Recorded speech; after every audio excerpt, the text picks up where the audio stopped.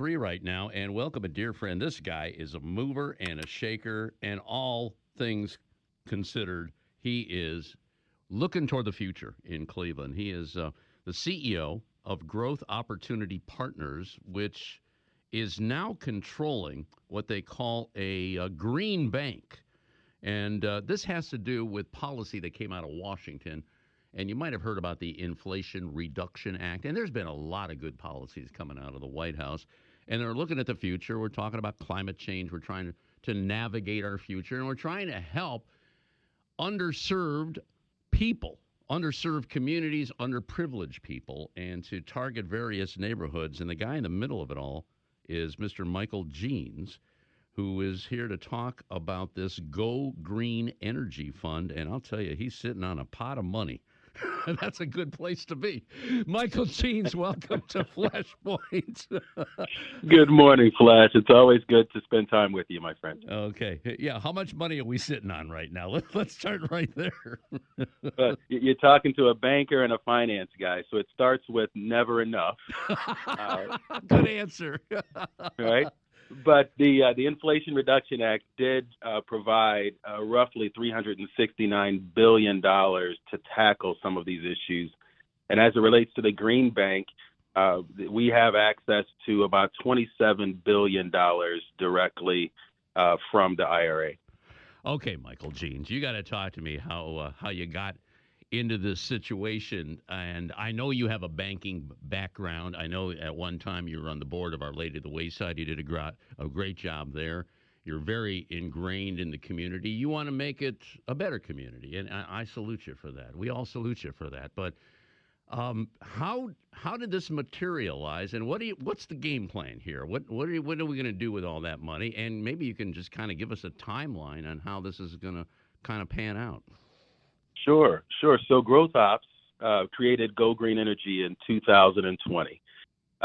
Growth Ops Green Energy, also Go Green Energy, is the green bank for the state of Ohio. We were the 16th green bank to be created out of 23 now, and the first African-American-led green bank in the country. So, our role in this process as a green bank is to create a robust renewable energy platform that will support smaller projects and large-scale projects across the state. You're going to hear a lot of marketing and communication and education from us because this is the first time that Ohio has an opportunity to tackle what it means to be a part of a just energy transition. So we're going to listen, we're going to educate, we're going to advise communities on solar and other renewable solutions. I'm just getting back from Germany, looking at innovation that they're doing, and from D.C. to work on the final structure of the National Green Bank and how this capital could, and should flow. But for the state of Ohio, and particularly our backyard here in Cleveland where we're located, this is an opportunity for us to combat some things that people don't always attach to climate. Yeah. We've got high pediatric asthma rates here in Northeast Ohio. Oh, yeah. That's the result of, poor air quality. And we're seeing higher rates in our disadvantaged communities. 21% increase in asthma rates, pediatric asthma in the Broadway Slavic Village area, but 8% increase in Seven Hills and Brooklyn Heights. So this is an opportunity for us to address this as a community so that we can live, work, play, and educate better as a community. We just can't leave parts of the neighborhoods in Ohio out this time. Now, Michael, you bring up something about the Broadway Slavic area. Now, why is it like that as far as the asthma rates? It just the air is just a poor quality there? What do you attribute that to? Sure. It is an unfortunate phenomenon that's happened across the country. And so these definitions of disadvantaged communities, invested communities, embedded within that has been these communities have been the dumping ground, if you will, of materials that are below ground that haven't been remediated. And over time, whether they're landfills or items buried that maybe some of us weren't fully aware of that haven't been remediated. They cause issues for the residents, and our children and our elderly bear the brunt of that. I see. Cleveland has been very clear on the need to remediate mold that we find in these homes as well. Mm-hmm. And so when you aggregate that, you're looking at hotter climates. It makes it difficult for children to deal with it and to manage past it. So this is a way for us to take a big chunk out of that and reduce greenhouse gas emissions. The administration, the president and the administration have a goal of reducing emissions significantly by 2030, and we're going to do our part here in Cleveland and Ohio. That's awesome. That's awesome. And these green banks, it's important to point out, it's not just this area. It's happening all around the country, and it's the future. It's the future, no doubt about that. As far as the neighborhoods, okay, you mentioned Broadway, Slavic, that area there, which, and bottom line, over the years, I mean, you look at these poor neighborhoods, without question, they were used as like toxic waste dumps.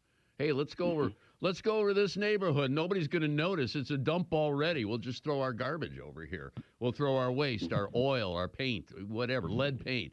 And that has been going on for decades. So it's time to clean it up, move forward, go green, and that's what it's all about. So I know you're excited. You just got back from Germany. That had to be interesting. Germany is ahead of the game on so much, especially when it comes to alternative energy. But I'm just wondering, people listening right now, when can they expect things to happen, Michael? So we anticipate funds by statute. The earliest they can begin to disperse is, I think, 180 days after the signing of what's now law, the Inflation Reduction Act. So We're looking at second quarter of next year before we begin to see an outflow of that capital. But I'll tell you, green banks have been making these investments prior to the passage of this law. And so you're going to see activity, and I anticipate some coordinated activity across the country to access this capital, to do meaningful work. Look, this is the decisive decade, and so there's a sense of urgency right now in making this transition. It's not going to happen overnight, Flash. We don't want people to think that we're going to go from fossil fuel consumption and coal consumption to clean energy overnight. But we have to be aggressive right now. We're looking at, we've gone from once in a decade storms to once in a century to now Hurricane Ian and once in 1,000 years, right? So the IRA provides 10 years of incentives. And so you're going to see increased investment in communities. Our role is to make sure that we've got shovel-ready projects, that we have a labor force that's ready to work on these projects that will support companies moving in who also have greenhouse gas reduction goals and climate action plans. And so we're working with our colleagues at the university level to get an increased focus on curriculum. We are writing curriculum to train and certify some of our electricians, I should say, and HVAC workers. Mm-hmm. It's all hands on deck here, but we're not going to be outrun by other states. Ohio will show up like we always do. I like that. Well, they got the right man behind it all. Michael Jean, CEO of Growth Opportunity Partners, and we're talking about the Go Green Energy Fund. Very exciting time here. So, you know what? Let's check in. You anytime. You know me. You got my cell. Let me know if you get some progress going on or something, that really is groundbreaking, which like we're talking about now, and we'll do another show on this. We want to keep people excited and engaged on what's going to be happening here in Northeastern Ohio. Good stuff. Good stuff. I appreciate that, Flash. And your listeners can, if they have any questions, they want to be a part of this, info@growthopps.org. That's info@growthopps.org. We'll answer every email. We'll take every call. info@growthopps.org. Okay? Yes. Okay, very good. We'll definitely do that. Okay, you take care, my friend.